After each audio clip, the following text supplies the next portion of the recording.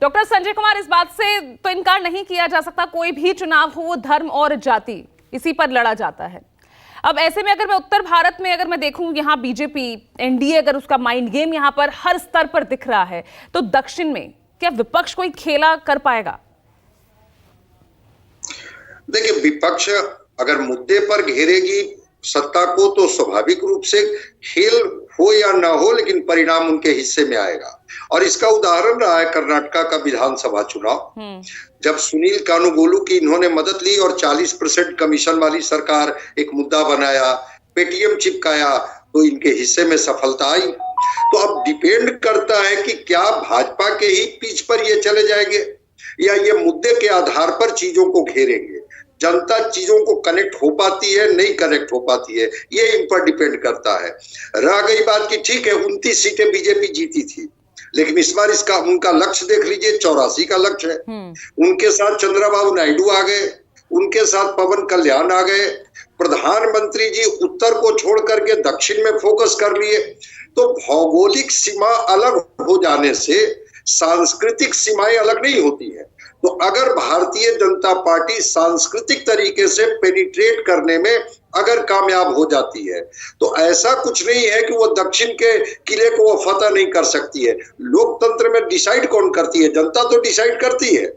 तो अगर जनता चीजों को तय करती है कि नहीं, ये मुद्दे पर उनको घेर नहीं पा रहे, और एक बड़ी महत्वपूर्ण चीज कि विधानसभा का चुनाव और लोकसभा का चुनाव दोनों के मिजाज अलग होते हैं, दोनों की तासीर अलग होती है। तो अगर भारतीय जनता पार्टी राष्ट्रवाद, प्रधानमंत्री नरेंद्र मोदी का चेहरा, प्रधानमंत्री की जमीनी हकीकत और लाभार्थी, खास करके जो वेलफेयर स्कीम, वो वेलफेयर स्कीम को तो आप उत्तर दक्षिण में नहीं बांट सकते हैं, पूरा पश्चिम में नहीं बांट सकते हैं।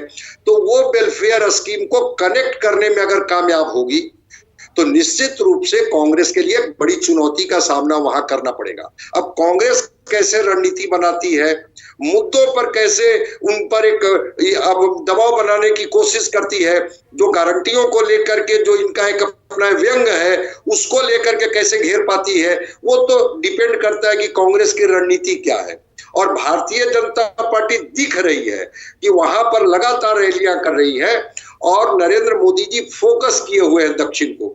84 का लक्ष्य कोई बड़ा लक्ष्य नहीं है। अगर 129 सीटों वाली दक्षिण भारत का जो एक भौगोलिक या लोकसभा का क्षेत्र है, तो 84 का लक्ष्य अगर वो 85 पहुंच जाए, वो 60 पहुंच जाए, तो मैं मानूंगा कि एक उनकी सफलता ही मानी जाएगी।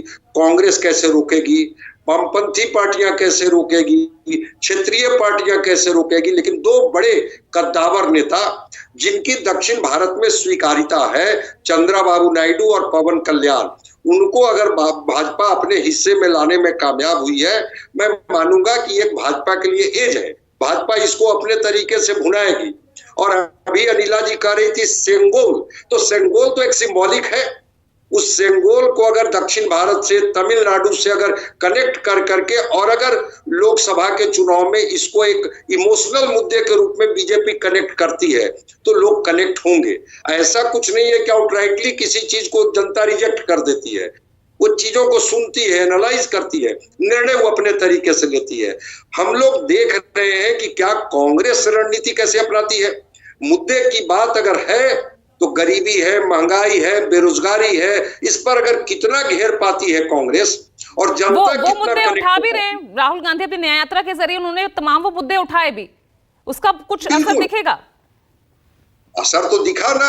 अगर राजीव गांधी ने ये पद यात्रा राहुल गांधी ने की दक्षिण में, तो कर्नाटक की विजय में तो मैं मानूंगा कि वो मुद्दे इनके लिए कहीं ना कहीं से एक महत्वपूर्ण ये घटक साबित हुआ।